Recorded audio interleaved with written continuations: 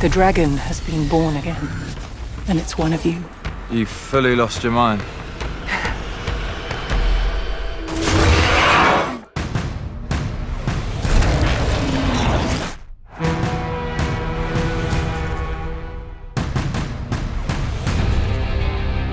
The Wheel of Time on Prime is an epic fantasy series based on the best-selling books by Robert Jordan, completed by Brandon Sanderson. With thousands of characters and new terms, intricate lore, and complex magic, it's easy to lose track of everything, especially with changes made to adapt the books for TV. That's where I come in.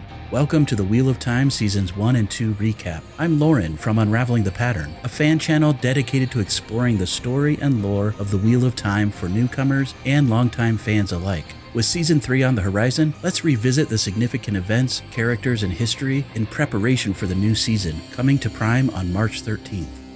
Season 2 of The Wheel of Time on Prime ended with ancient heroes called forth from the dead by the Horn of Valir to help Rand al'Thor and his friends to defeat the Forsaken Ishamael, a man who had spent centuries plotting to break the Wheel of Time. With Moraine's power restored, she helped Rand to proclaim himself the Dragon Reborn as the people of Falm watched in awe. But how did we get to this moment, and why does it matter? To better understand everything, let's pull back to review the bigger picture.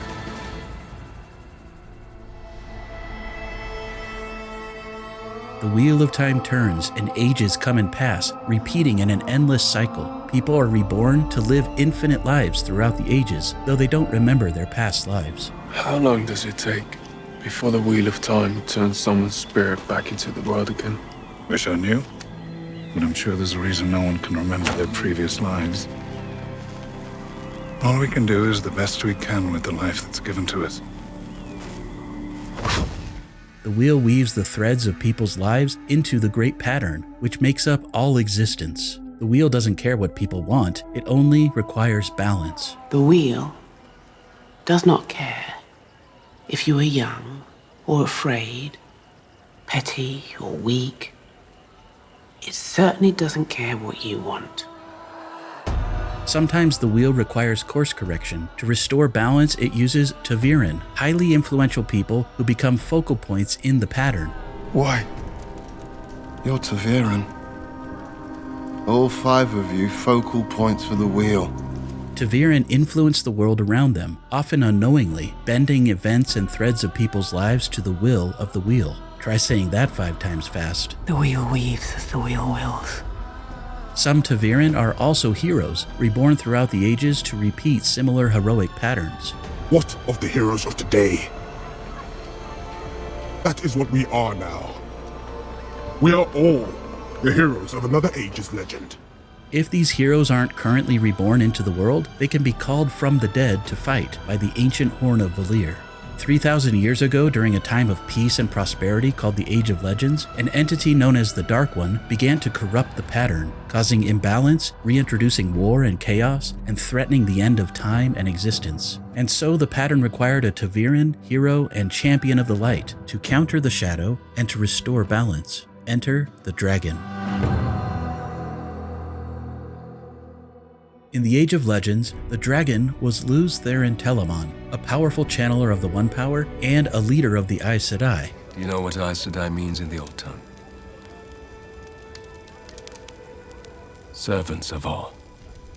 The Dark One recruited many powerful Aes Sedai to his side. These top lieutenants called themselves the Chosen, but the world knew them as the Forsaken. One of the most dangerous was Ishamael, said to be Luz Therin's equal in power. Once friends with Luz Therin, Ishamael turned to the shadow, driven by nihilism and a desire to break the wheel and end the cycle of rebirth and suffering.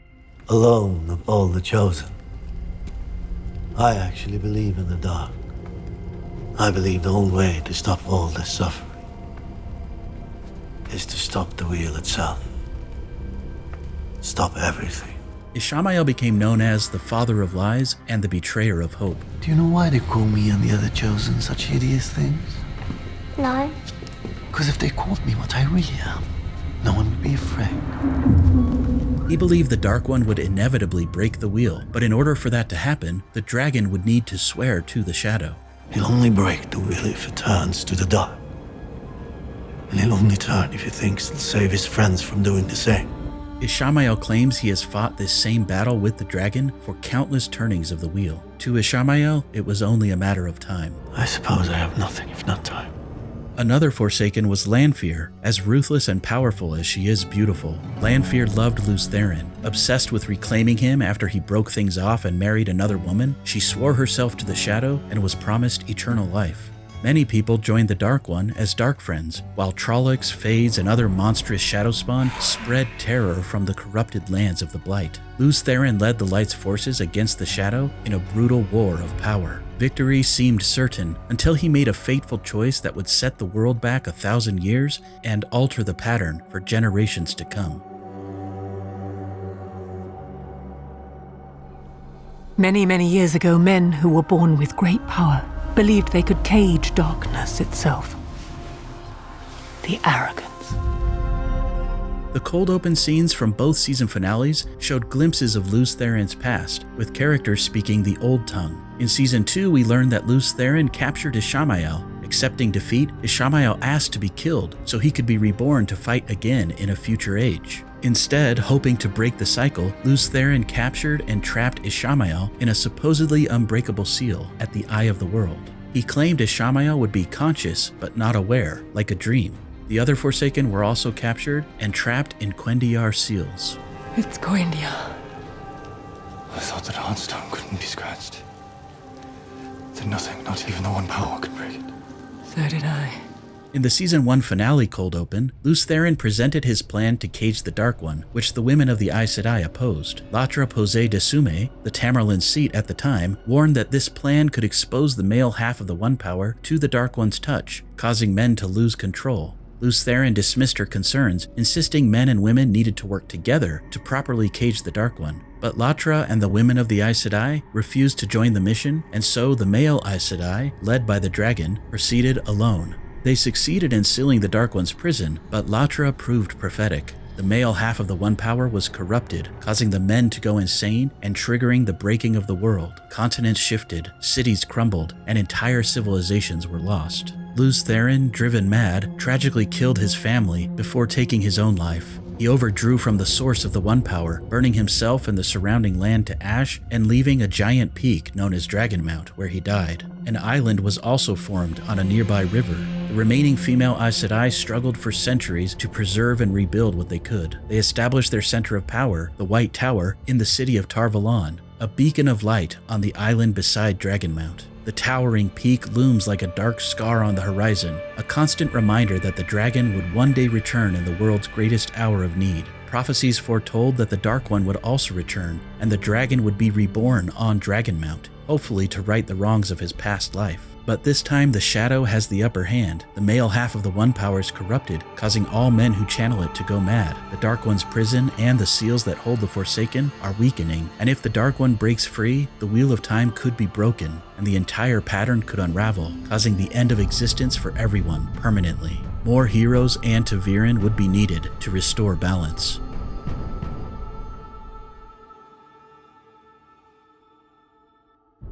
3,000 years later, in what is called the Third Age by some, the scars of the breaking remain, and the truth of the past has faded to myth. The male half of the One Power, saidin, still corrupts any man who channels it. The Aes Sedai, now exclusively women who channel the female half, saidar, work to prevent another breaking by hunting male channelers and gentling them, removing their ability to channel before they lose control. To keep the people's trust, Aes Sedai bind themselves to the 3 unbreakable oaths, which prevent them from lying and from using the One Power as a weapon against innocence. These oaths are bound by the One Power itself. It's not that we do not break them, it's that we cannot break them. Ironically, many Aes Sedai are master manipulators who are able to bend the truth and to justify violent actions without technically breaking their oaths. And so for many people, the Aes Sedai are less trustworthy. There's a saying in the books, an Aes Sedai never lies, but the truth she speaks may not be the truth you think you hear. We will always tell the truth. It just may not be the truth you think you hear. So listen carefully. Aes Sedai are divided into 7 Ajas with distinct purposes, though rumors persist of an 8th that serves the Dark One. That would break the 3 oaths. It would mean that someone in the tower has sworn to the dark that Black Aja really exists. The Aes Sedai leader is the Amyrlin Seat, who sits on a throne of the same name in the White Tower. Is that? The Amyrlin Seat itself. Isn't that confusing? To have the woman in the throne name the same thing? The Amyrlin is considered to be the most powerful person in the known world. Another group, the Children of the Light, or White Cloaks, commit atrocities while claiming moral supremacy. One prominent White Cloak is Eamon Valda, who prided himself on capturing and burning Aes Sedai like witches. Since the breaking, some men have risen to power and proclaimed themselves the Dragon Reborn. The Ajas band together to stop these so-called false dragons. In Season 1, we learned of one such man, Logain Ablar, who raised an army before he was captured and then unlawfully gentled by the Aes Sedai without trial. One Red Sister of particular note who was involved in his gentling is Liandrin Sedai. After his sentencing by the Amyrlin Seat, Logain was sent to a sanatorium in the city of Cairhien. He still believes he's the Dragon Reborn, and he's still insane. The blood of Luz Therin Telabon flows in my veins. But the true dragon's rebirth was already woven into the pattern decades earlier. 20 years ago, 3 major world-changing events occurred simultaneously. First, the Aiel War ended abruptly near Tar Valon. The Aiel are desert warriors from the eastern Aiel Waste. They veil their faces when they kill and have strange ideas about honor. For unknown reasons, the Aiel crossed the mountains called the Dragon Wall and began a bloody 2-year war against the nations of the Westlands. Just as the war ended, an Aiel woman went into labor on the slopes of Dragonmount, while a young soldier named Tam Althor sought refuge nearby. He removed his helmet to show that he wasn't a threat and began to help her. The second significant event happened in Tar Valon, where bells were ringing to celebrate the end of the war. 2 Aes Sedai of the Blue Aja, Moraine Damadred, a highborn lady from Cairhien, and Swan Sanche, a poor fisherman's daughter from Tyr, were celebrating and planning their future together when they visited a blind Aes Sedai named Gitara Moroso, who had a talent to foretell the future. Gitara was struck by a strong foretelling where she witnessed the third significant event, the birth of the Dragon Reborn on the slopes of Dragonmount. The dragon is born again. I feel it. The baby lies in the snow and cries like the thunder. It burns like the sun. So strong was her foretelling that it killed her, just as the laboring mother also died. Tam and his wife Carrie took the impossible child home to a backwater village far to the west in the 2 rivers. They named him Rand and raised him as a shepherd. They never told Rand about his true parentage. Before dying, Gitara swore Moraine and Swan to secrecy with an impossible task. They alone must find the dragon and prepare the world to follow. The very fate of the wheel depended on it.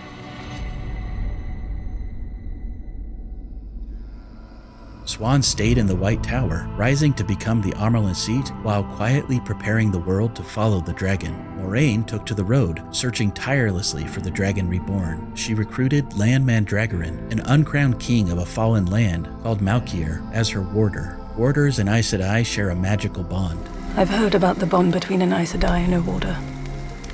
That you feel what she feels.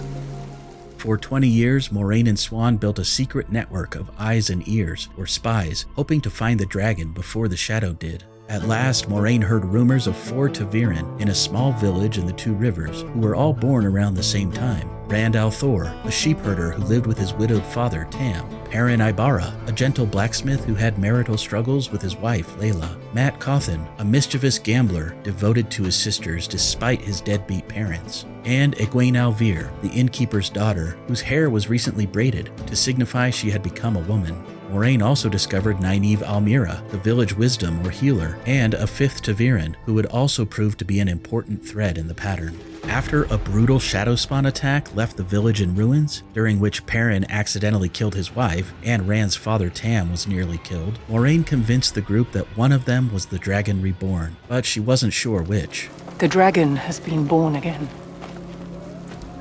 And it's one of you. Rand took his father's mysterious heron-marked sword, and the group left with Moraine and Lan to find a place of safety in Tar Valon with the Shadow in pursuit. For a full breakdown of Season 1, check out my deeper recap on YouTube. Here are the Season 1 highlights.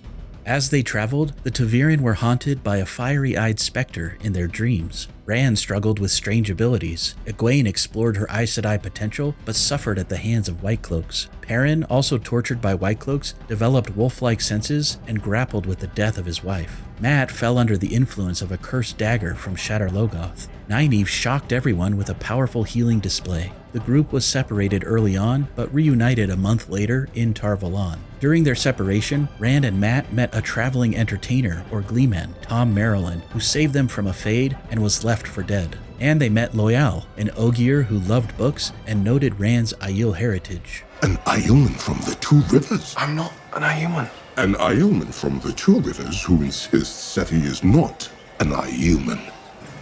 That is very odd. I like oddities.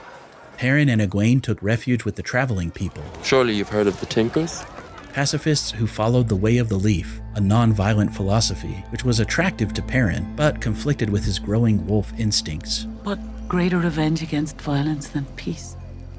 What greater revenge against death than life? In Tar Valon, Moraine navigated White Tower politics, publicly reprimanded by the Amarlin seat. On your knees. Privately, she and Swan reconnected. On your knees. Swan had a dream that revealed the dragon must go to the Eye of the World. Moraine healed Mat from the dagger's corruption, but warned him never to touch it again. If he touches it again, he may be lost forever. Mat chickened out and stayed behind, while the rest of the group traveled through the Ways to a borderland fortress near the Blight. There, Rand met Min Farshaw, who saw visions of the future. Min confirmed Rand's suspicions. He was the Dragon Reborn. Min talked of her first viewing, where 20 years ago she saw a man in Tar Valon with Rand's same heron-marked sword. She saw him raise an impossible child in the Two Rivers. I saw a baby born on the slopes of Dragon Mount. The man raised him in a wooden house beside fields of sheep, in a sleeping village surrounded by 2 rivers. And that baby was something impossible. He confided in Moraine, and together they entered the Blight to find the Eye of the World. A Trolloc army attacked the fortress. Believing it was the last battle, the city's lord unearthed the ancient Horn of Valir, said to call heroes from the dead to fight, and said to be crucial for the dragon's victory. Before it could be used, dark friend Padan Fain stole it. He warned Perrin that all 5 Ta'veren had roles to play, and some might turn to the shadow. Nynaeve, Egwene, and others stopped the Trolloc army but suffered heavy losses. At the Eye, Rand saw visions of Lews Therin, his past self. When Rand and Mat first met Tom Marilyn, the Gleeman sang of the man who can't forget, hinting at the Dragon Reborn's past and future. He saw his whole world breaking, that tortured soul I met, in the prison of his making, the man who can't forget. Ham once told Rand no one remembers their past lives, yet Rand now sees visions of Lews Therin, his former self. Is this madness from the One Power's corruption? Or is Rand the man who can't forget? Is there something special about the Dragon Reborn in this age? Moraine and Swan believed the Eye was the Dark One's prison, but it was actually the seal keeping Ishamael trapped in his dreamlike state. Ishamael had been manipulating Rand and others through dreams. In a dream at the Eye, Ishamael tried to turn Rand to the shadow. He said Rand had a unique ability to shape the pattern. Did no one tell you what you can do? About the power inside you? You can remake the world in your image. Make it whatever you want it to be. This, if you want, I can show you how. I know Ishamael is the father of lies, but could this be the reason that Ishi needs to recruit the dragon to the shadow to break the wheel? Ishamael also attacked Moraine, cutting her off from the One Power and breaking her bond with Lan. Believing he was destroying the Dark One, Rand unleashed immense power, accidentally freeing Ishamael instead. Fearing madness, Rand left Moraine and his friends behind. Tell them I died here. Season 1 ended with strange ships far to the west attacking the continent. The Shadow had struck a major blow. Ishamael was free, the Horn of Valir was stolen, and an invading empire had arrived. This wasn't the last battle. I fear it was the first. There are neither beginnings nor endings to the turning of the Wheel of Time, but this was a beginning.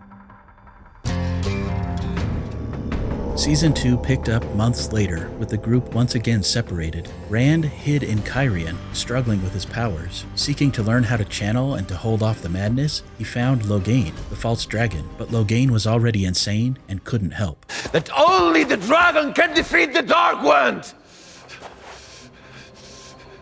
You're not the dragon.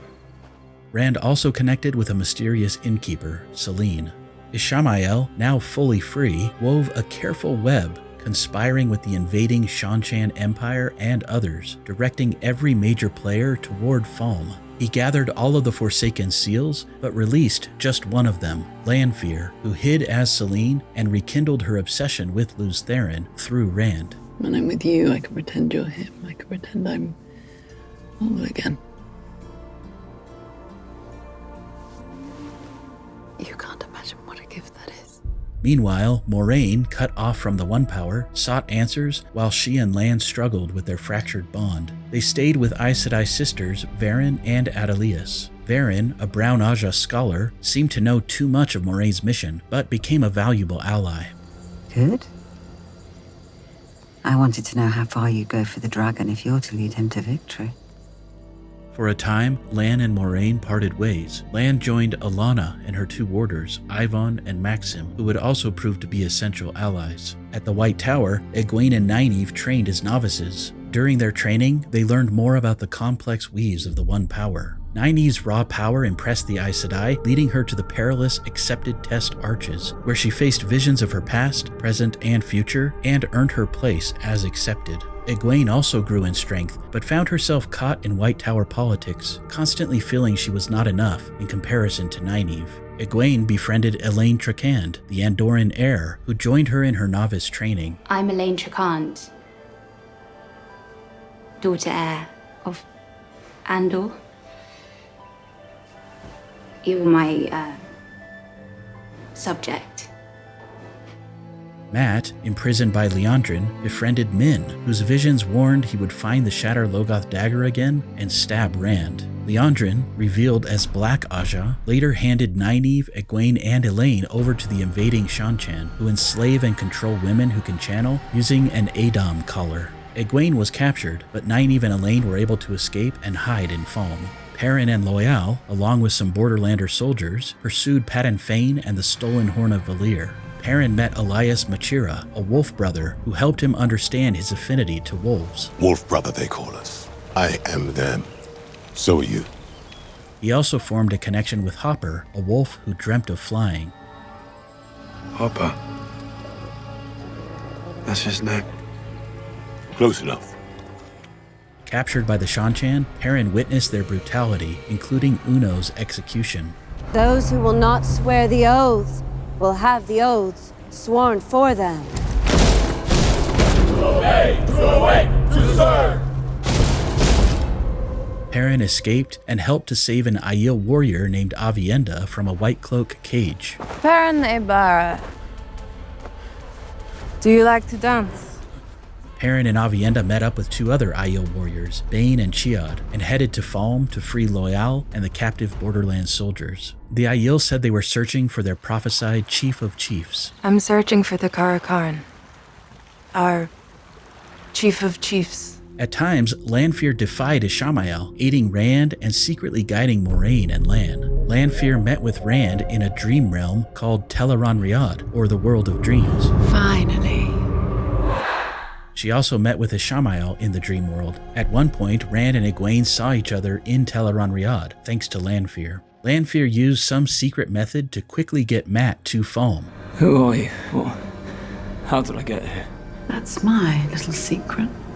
Lanfear also manipulated Liandrin to mess with Moraine and Swan in Kyrian. While in Kyrian, a city known for political intrigue, Rand was trapped by Swan and other Aes Sedai. Lanfear intervened, allowing Rand to escape. Thanks to Lan's research, Rand was able to restore Moraine's ability to channel. She assumed Ishamael had stilled her at the eye, permanently blocking her from ever channeling again, but Ishamael had only shielded her with a complex weave that only a male channeler could see and unravel.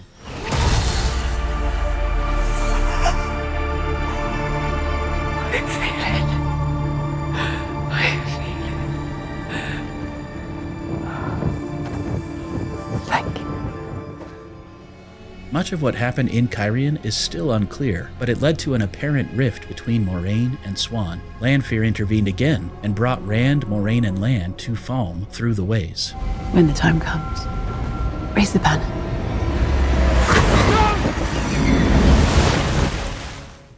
Meanwhile, Egwene suffered as a Damane, enduring brutal training from her Sul'dam, Rhenna. Though terrible, it increased Egwene's strength and hardened her resolve. Nynaeve and Elaine, hiding in Falme, sought a way to free her and learned that Sul'dam can also channel the One Power. This dirty little secret, if discovered by the general Shan-Chan population, could destroy the Empire. Using this secret, Egwene found the strength to break free of her chains, killing Rhenna in the process. In Falme, destinies converged. Mat was tempted by the Shadar Logoth dagger, but managed to fasten it to a pole and escape without touching it. Perrin, Loial, and the Aiel found the Horn of Valyr with Lanfear's help and reconnected with Mat, who used his dagger to open the case containing the horn. Perrin was attacked by the same White Cloak who had tortured him in Season 1, but then he was saved by Hopper. Another White Cloak, Bornhald, killed Hopper with an axe. Perrin's eyes became permanently golden as he felt Hopper's death. Hopper got his wish to fly. In an animalistic rage, Perrin killed Bornhald in front of his son, Dane.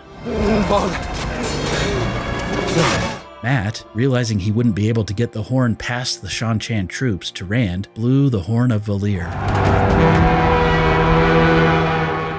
which slowed time as the heroes of ages past arose from the fog. Mat not only summoned the dead heroes to help fight, but also learned of his true heroic nature. The heroes of the Horn. I am one of you. Memories of his past lives as a hero of the Horn seemed to unlock within him an ability to fight and to speak the ancient language of the Old Tongue.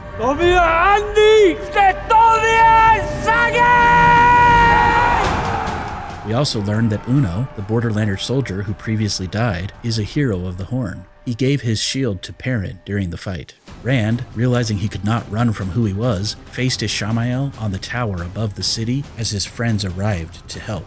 In an attempt to kill Ishamael, Mat accidentally stabbed Rand with his makeshift cursed spear, leaving Rand with a nearly unhealable wound. Egwene held Ishamael off for a time, but then Perrin was able to use the magic shield from Uno to block Ishamael's attacks, while Elaine attempted to heal Rand's wound, leaving a nasty, half-healed scar. Moraine, left far away by Lanfear, rebonded Lan and unleashed the One Power to change the tide of battle. As the group united on the tower, combining their strength and Ta'veren nature, Rand was able to kill Ishamael with his father's heron-marked sword, heated by the One Power. The sword was destroyed, and Rand was left with a heron mark branded into his palm. Ishamael almost seemed grateful to Rand as he died. It's beautiful. Do you see it, love? What do you see? Nothing. Nothing at all.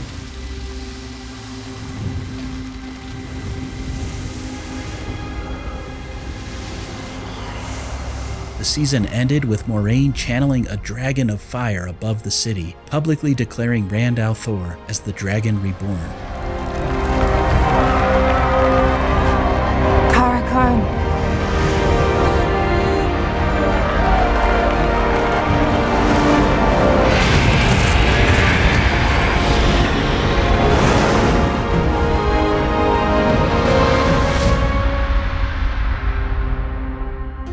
But before his death, Ishamael had done one final act of terrifying consequence. He freed the remaining Forsaken from their seals, setting the stage for even greater dangers ahead. As Lanfear reveled in her apparent victory, she was entrapped by Moghedien, the spider. Softly, softly from the shadows. Softly, softly from the shadows. Moghedien. The look on Lanfear's face should tell you everything you need to know. Moghedien and the other Forsaken are loose, and they don't share the same affections for the dragon as Ishamael and Lanfear.